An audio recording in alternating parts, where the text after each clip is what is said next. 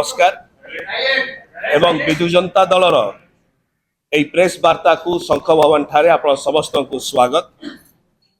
आमर सहित दल तरफ अछंती दलर वरिष्ठ नेता मान्यवर राज्यसभा सांसद दलर वरिष्ठ साधारण संपादक दलर मीडिया जे मुख्य एवं राष्ट्रीय मुखपात्र बड़ भाई श्री मानस रंजन मंगराज महोदय आमर सहित मंचरे अछंती दल तरफ दलर वरिष्ठ नेत्री बड़ भौणी मान्यवर राज्यसभा सांसद विजु महिला जनता दलर कार्यकारिणी सभानेत्री मुखपात्र श्रीमती सुलता देव महोदया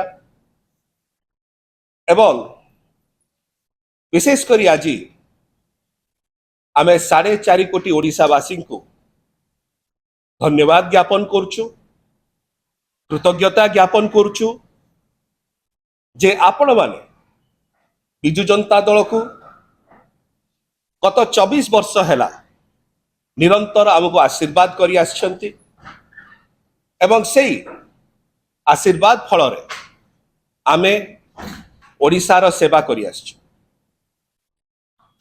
आमे समस्त ओडिशावासी पाखरे चिर ऋणी चिर कृतज्ञ जे आपण माने एई निर्वाचन रे मध्य विजु जनता दल को आशीर्वाद करिसंती।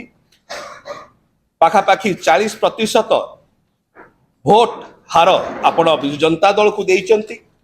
यदि सेटा तुलना करा जाए गत निर्वाचन सहित केवल 3% जदियो भोट हार कमी थिला, सीट व्यवधान ता बेसी जना पड़िला किते सब परे मध्य आमे विशेष कर धन्यवाद देवा को चाहूचु 4.5 कोटी ओडिशावासी को आपणकर आशीर्वाद जोगु विजु जनता दल को पाखापाखी 50 रु 51 सीट रे आपण माने जययुक्त करैथिबारु आपण मानक पाखरे आमे बहुत धन्यवाद ज्ञापन करछु, कृतज्ञता ज्ञापन करछु एवं एई समय रे आमे मध्य अनेक शुभेच्छा एवं अभिनंदन जणाउछु ओडिशार भारतीय जनता पार्टी को सेमानकर आजी जो सफलता हेछि एवं आगामी दिन मानकरे ओडिशावासी जो भूमिका रे हमकु आगे नेबे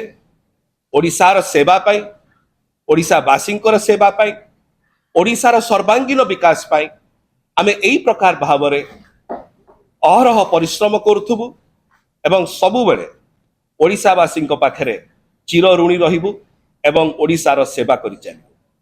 एई समय मु अनुरोध करिवि दलर वरिष्ठ नेता श्री मानस रंजन मंगराज महोदय से दीपक कहि। समस्त सांबादिक बंधु मान को मोर नमस्कार।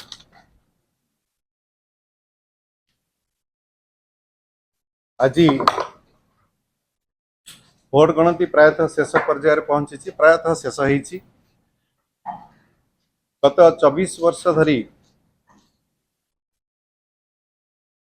विजु जनता दल सभापति श्रीजुक्त नवीन पट्टनायक एवं विजु जनता दल को ओडिशावासी जो अकुंठ समर्थन एवं सहयोग जोगाई देइछन्ति सेति आमे समस्त निकट रे कृतज्ञ एवं आगामी दिन रे मध्य आमे हमर सेवा करी चलिबु।